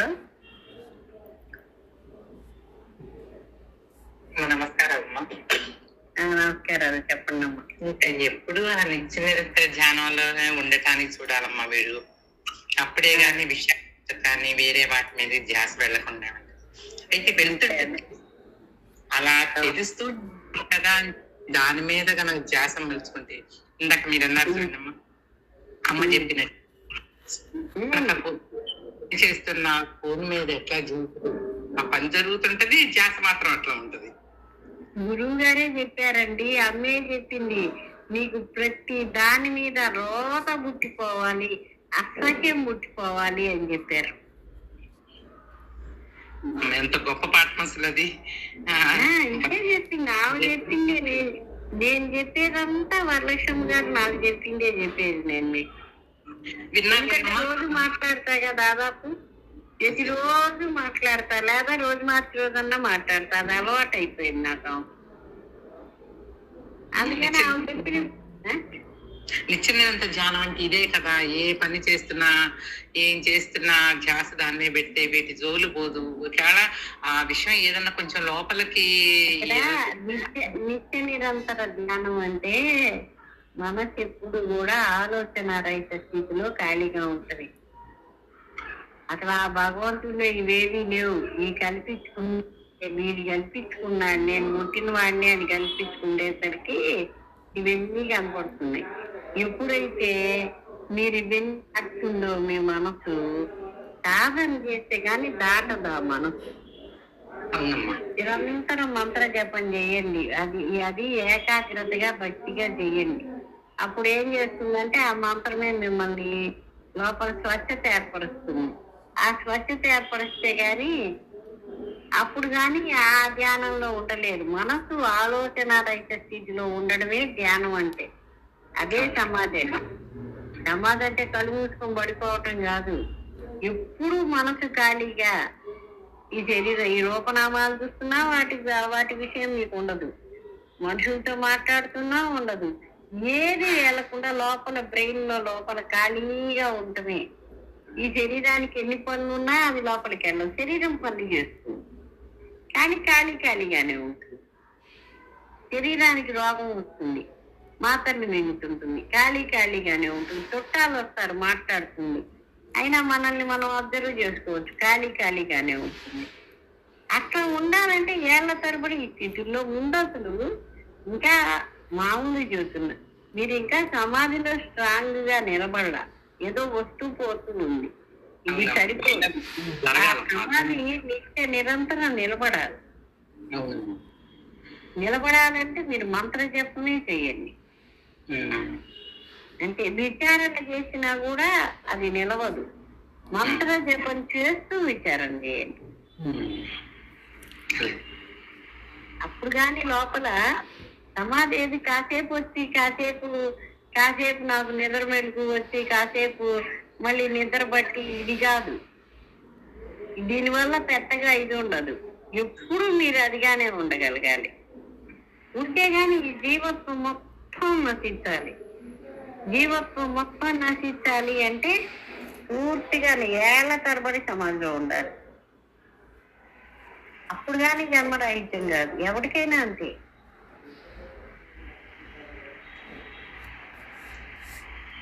అందరికీ ఒకటే పాఠం. ఇక్కడ మీకే చెప్పే నాకు అదే పాఠం, మీకు ఇదే పాఠం. శరీరం వదిలేటప్పుడు కూడా మీరు పూర్తిగా ఖాళీగా ఉండాల. ఏది అన్నిటిని వాడుకోవాలి, అందరినీ వాడుకోవాలి. మనసు దేంతో కలవకూడదు. మరి మనసు ఖాళీగా ఉండాలి, ఇక్కడ అన్ని వాడుకోవాలి, అన్ని పనులు. ఈ శరీరానికి ఏ పనులు లభించినాయో అవన్నీ చేసుకుంటూ పోవాలి.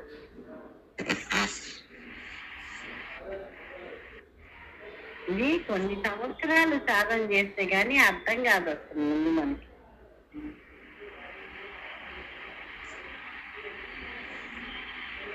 ఏ సుభాష్ని అంతే కదా. అంతేనండి. వాళ్ళు లేకపోతే తేలికగా ఇది అర్థమయ్యేది కాదు. కానీ అర్థం కాకపోయినప్పటికీ వాడు సాధన చేస్తూ ఉంటే క్రమక్రమంగా వాడికి అర్థమవుతుంది. అదే ఇప్పుడు మనకు కాస్త తెలిస్తే సరిపోదు, మొత్తం తెలియాలి. అంతే, మొత్తం తెలియాల్సింది. ఇప్పుడు సబ్జెక్ట్ ఉంది, 30 మార్కులు వస్తే కాదు, 100కి 100 రావాలి. చెప్పండి. నువ్వు శతకోటి జన్మల పుణ్యం తీసుకొని వచ్చావు తయారయ్యి. అమ్మ చెప్పిన మాట, నేను చెప్పిన మాట కాదు. అదే నాగనేష్ అమ్మాయి, మీ పేరు కూడా తెలియదు అప్పటికి. ఆ అమ్మాయి అంతా తయారై వస్తున్నది అన్నారు. అప్పుడు మీ వైపు చూసాం. మరి అంత పాట మీరు చెప్పగలరు. అది ఆటవాడికి కదా. అందరూ పర్వాలని అందరికీ ఉంటుంది. అందరికీ ఆసక్తి ఉంది, ఉండాలి కదమ్మా. ఎక్కువగా ఉందామనే కదా కోరిక. ఏ బాధ్యతలు లేని వాళ్ళు కూడా ఉండలేకపోతున్నారు కదా. అవునమ్మా, నిజమే. ఏ బాధ్యత కూడా అన్నీ కూడా అమ్మ బాధలు చెబితే నేను అసలు ఆశ్చర్యపోయిన. అసలు ఇవేంటి ఇంట్లో ఎట్లా అయినారనుకున్నా. అలా అంటావు. మరి దాంట్లో నుంచి బయటకు వచ్చి ఇంత అయినారు కదా. మాకు చెప్పేటప్పటికే తారాస్థాయిలో. అవునమ్మా, ఇప్పుడు ఉంటాం కాదు, ఎప్పుడూ ఉన్నారు. మాకు పాఠం చెప్పేటప్పటికే అంత స్థితిలో ఉన్నారు ఆమె. కష్టం పెట్టుంటే అసలు మనమైతే అసలు అటు మొహం కూడా చూడమేమో అనిపించింది. అట్లా మీరు అంతా అట్లా వచ్చిన వాళ్ళు అన్నమాట. లేకపోతే ఎవరికి మటుకు అందరికి తెలిసిన తర్వాత దాన్ని దాటాలనే దాటటం ఏమున్నది. చేసే పని కూడా లేదు. వీడికున్న చెడు ఏదో చెప్పారు. మన కాయలు పండ్లు తెచ్చుకోవడానికి, పూలు కొనుక్కోవడానికి పోవాలంటే అది పోయిన తర్వాత మంచిగా చూసే కొనుక్కోవడం జాత అయింది కదా. అవునమ్మా, తెలియటం లేదు. సంవత్సరాల తరబడి పాఠం చెబుతుంటే దీని వల్ల నాకు జన్మ వస్తుంది. జన్మను అనుభవించా ఇక్కడ తెలుస్తున్నది. ఆ జన్మ ఒక ఆనందం ఏదో. ఇంకా మళ్ళీ వద్దామననే ఇది ఎందువల్ల రాదో తెలిసిన తర్వాత వాటిని మానుకోవటం ఎంతసేపు. ఇది నీకు రోగం వస్తుంది, గడుపులోనే పోస్తుందని తింటామా? అంతే. ఇది అంతే. కాకపోతే ఇది బ్రహ్మజ్ఞానం అని చెప్పుకోవటం ఎన్ని రోజులు కూడా పాఠం ఒకటిగానే ఉంది. కానీ మాకు నిలవడం లేదంటున్నారంటే చుట్టూ ఉన్న వాటిని సరి చేసుకోవటం చేత కాకపోవడమే. సత్యం మారదు కదమ్మా. వాడుకు అంత ముందు చేసిన మనసుకి చేసిన పనులన్నీ ఉంటాయి కదా. అవి అక్కే లాగేస్తున్నది, ఇటుగా రావటం లేదు. ఏదో అలాంటిది ఏదో ఉంది పాపం. లేకపోతే ఎందుకు అవుతారు అవరు. శతకోటి జన్మలంటే ఒక్కొక్క జన్మలో కొంత కొంత పని అయిపోల్చుకుంటూ వచ్చాడు. చివరి జన్మ వచ్చేటప్పటికి ఆ జన్మల్లో తయారైన మంచితనం అంతా వచ్చేసింది. ఆ చెడు రావడానికి దానికి చోట్లేదు. ఈ మధ్యన పాఠం చెబుతుంటే పుంఖాలుగా అది వస్తున్నది కదా. మరి ఎందుకంటే అందరికీ ఉన్నది ఒకటే బుర్ర కదా. మరి ఎందుకు అర్థం కావటంలే? అంటే అందరికి ఉన్నది ఒకటి బుర్ర కాదు. ఎవడి అదృష్టం ఎట్లా ఉంటే ఏ సాధన చేసి వచ్చాడో ఆ సాధనతో వచ్చి ఇక్కడ ఒకటి పనిని ఎంతో నైపుణ్యంగా చేస్తారు. కొంతమంది మాట్లాడటం నైపుణ్యంగా మాట్లాడతారు. కొంతమంది తినేటప్పుడు కూడా అది చాలా పద్ధతిగా తింటారు. ఒకరితో మాట్లాడేటప్పుడు కూడా ఎంతో వినటానికి వినసొప్పుగా ఉండేట్టు మాట్లాడతారు. ఇవన్నీ ఏంటంటే అభ్యాసం కూసు విద్య. ఎన్ని జన్మలు ఏమేం చేసి వచ్చామో అవి ఇక్కడికి వచ్చేటప్పటికి ఈ జన్మలో అన్ని అవన్నీ వస్తున్నాయి. అవతల వాడికి అర్థమవుతున్నది. అర్థపోవటంగా నీ శరీరంలో జరుగుతున్నవే కదా వాళ్ళు చెబుతున్నది. ఇవి చెడు నాయన. ఇక్కడ మనం ఆ కూరగాయలు తినేటప్పుడు ఇవి తినకూడదని ఇవి తినచ్చునవి చెప్పారు కదా. ఆ ప్రకారమైన కుంటున్నాగా. అవును, ఇది కూడా అంతే. ఇన్ని సంవత్సరాలు చెబుతుంటే ఏది మంచి ఏదో చెడు అది నిప్పుకోలేకపోతున్నాడు. మైండ్ లో ఇది వాడకూడదంటే అక్కడ ఆ ఆ మనసుని కట్టేసుకోలేకపోతున్నాడు. ఇది తింటే తక్కువరా నైనా అన్నప్పుడు ఎవరు పోయి విషయం అయినా తాగుతున్నారుగా, మరి డ్రింక్ చేసే పడంతే వాడికి తెలియకనే. తెలుసు మోహన్ చేతమ్మా. వాడి కర్మ అండి, అది ఉంది వాడి దాంట్లో. వాడు చేసిన కర్మ అటు లేకపోతాయి. పాఠం తెలియంది ఏమీ లేదు. మనకు సమాధి రావడమే అసలు పాఠం మన దాంట్లో. ఆ సమాధి కనుక మంచి సమాధి వస్తే ఈ విధి కాదు, ఇవి కష్టమైనవి కాదు. వీటిని మానుకోవడం కష్టమైనవి కాదు. ఆ సమాధి మంచిది అది ఉంటే దాంట్లో అదే ఇప్పుడు కడుపుతో ఉంటే కొన్ని అంతకుముందు ఇష్టమైనవి కూడా మనకు తినబుద్ధి కాకుండా ఉంటుంది కదా. అవునమ్మా, అందుకే వాడు శుద్ధమైతే వచ్చే సమాధానం అది అది అదే అమ్మ కూడా చెప్పారు, నిజమైన సమాధి అయితే నిలబడుతుంది అన్నారు. అదండి 100 ఒకడు అన్నారు. కోటికి 100 కూడా కాదు, 1 ఒకడు. ఇంత సాధన రావాలంటే వాడి జీవితాన్ని వాడికి అక్కర్లేని అన్ని కావాలని అంటాడు కానీ వద్దనే ఉంటాడు అసలు. వాడికి అవసరం ఉన్నా లేకపోయినా తీసుకొని దాచిపెట్టే పిల్లల కన్నా ఉంటుందంటాడు. అట్లా చేస్తూ అట్లా ఈ మానవ జీవితం తెలియకపోవటం అనేది లేదు. అందులో మన పాఠము చెప్పి చెప్పి ఎన్ని ఉపమానాలు రోజు పొద్దున లేచినప్పుడు మనకు జరిగేవే ఉపమానాలు. అవును, కొత్త ఏ అమెరికాలో దొరికేవో ఎక్కడో దొరికేవి చెప్తున్నా. అవును, అన్నీ తెలిసినవి, తెలియనివి ఏమి లేవు. ఇంకా చేస్తున్నామండి, చూస్తున్నామండి అని అంటున్నారు. మరి తెలియట్లా, మార్చుకోవాలి కదా. ఇది తింటే అసహ్యం పుడుతుంది, ఇది వాద్యం కూడా తింటామని అనుకోవాలి కదా. అవును, అది బుర్ర లేనివాడెవడు. అవునమ్మా, ఎవరికి కావాల్సిన తెలివితేటలు వాళ్ళకు ఉన్నాయి. వాళ్ళకి ఇష్టమైన వాటిలో బాగా పనిచేస్తున్నాయి. కొన్నిటి అది మంచిగా తిన్నా కూడా అటు వెళ్ళడానికి ఇబ్బంది పడుతుంది. ఎందుకు అంటే వాడికి అది లేదు. ఆ కోరిక అనేది ఇప్పుడు వచ్చేది కాదు కదా, ఇవాళ కొత్తది వచ్చేది కాదు కదా. అది కూడా పెట్టుకొని మూట కట్టుకొని వస్తున్నాంగా ఇక్కడికి. ఆ మాట కూడా అంటానికి ఇల్ల. నీకు నచ్చిందని చెప్పి వాడికి నచ్చాలని ఏం లేదు. లేదు లేదు. అసలు అమ్మ జీవితం చెబితే అసలు ఆమెకి చచ్చిపోతామనుకుంటే చచ్చిపోతే మళ్ళీ వస్తాం కదా, అప్పుడు కూడా ఇది కూడా అన్న దీంతో ఆమె దాన్ని చేయకుండా ఆమె ఆ శరీరాన్ని ఇది చేసింది. మనం ఏడవలసిందే. ఆ సంగతులు చదువుతుంటే మన కళ్ళు కారాలు అంత కష్టపడి వచ్చారనమాట. ఇంట్లో వాళ్ళు కాదు, బయట వాళ్ళు కాదు, అందరూ. మనకు అన్ని కష్టాలు ఎక్కడున్నాయి. అమ్మ పాఠం చేస్తే భగవంతుడి దగ్గర సమాధించింది, పాఠం అర్థం అవుతుంది. ఆ పాఠం మన ఇంట్లో ఉంది రాస్తున్నామ్మా, ఉంది అక్కడ. అర్థం కాదు ఏముందండి, ఎవరికి ఏం అర్థం కాదు లేదు, అందరికి అర్థమయ్యేది. అదే వాడు ఇష్టపడ్డాన్నమాట. ఇష్టపడ్డాడు వెళ్ళటానికి. దాన్ని ఒప్పుకోదు. మనసు అంటే సామాన్యుడు అమ్మవారు. అవునమ్మా, ఆమె ఒప్పుకోవాలి. ఆమె ఒప్పుకుంటే గాని మనం మంచి వైపు అటు ప్రశ్న.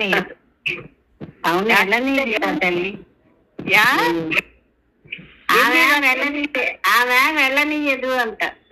అందుకే పూజలు పునస్కారాలు అవన్నీ మొదట్లో వెళ్ళి అవ్విన తర్వాతనే ఇక్కడికి వస్తాడు. చేయని వాడు ఎవడు ఇక్కడికి రాడు. గురువు మీద భక్తి రావాలంటే ఎన్ని చేస్తే గురు భక్తి వస్తుందండి. అందులో నేనెవరో నేను చూసుకున్న కళ్ళారా నేను చూసుకునేటట్టుగా చేశాడు. ఏం చేశారు? ఏమన్నా తాయిలాలు పెట్టారా? ఊరికే అక్కడ అట్లా అన్నారు అంతే. అంత మాత్రమే నేను అంత దివ్యత్వం నాకు ఉన్నదని చెప్పి తెలుసుకోవడం అంటే అది సామాన్యమైన విషయమా? అవును. అమ్మా ఉందామా? సరేనమ్మా. అమ్మా చూసి చెప్పమంటారా? చెప్పండి అమ్మా. లోకాన్ సమస్తా సుఖినో భవంతు, లోకాన్ సమస్తా సుఖినో భవంతు, లోకాన్ సమస్తా సుఖినో భవంతు. ఓం శాంతి శాంతి శాంతి. జై గురుదేవ్. అందరికీ నమస్కారం. అందరికీ నమస్కారం అమ్మా. జై గురు